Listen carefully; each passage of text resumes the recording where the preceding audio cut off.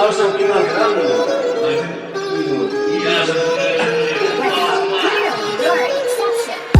Ilimi Nakaram time Verdik hemen saatine time Ilimi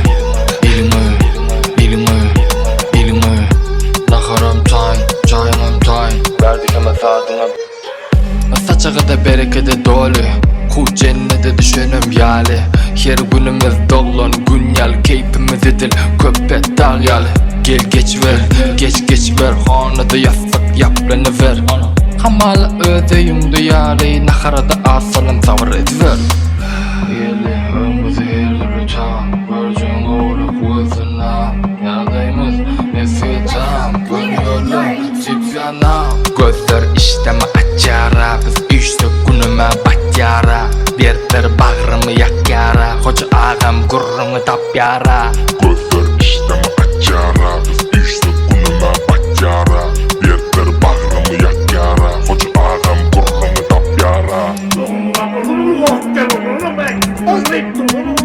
Açan öğrenci oğlum. Öyle. Hatta yiyecek kudursuluk istin ne bu? Belli bırak ayıttı. Doğum bırak oğlum bu. Gel oğlum be. Anlayıp durun oğlum. Otursana canım, yoldan gel, ölüm. Gözlerim arada simli Haydi ağam kim tahminzi İyice unutacağını bizi Bu başını yaşayın misri Ya da yer o genece Yüze serede valık diye Bana üçtü bulu yeni de Koplenini gelip bize yakacak Gözüm kıyıta görmesin yakacak Gayret et kovmadı kendince Yakacak Yeni bir sefer yüşülü kendince Ilimi Nakaram time Verdik hemen saatine time Ilimi Nakaram time Verdik hemen saatine Ilimi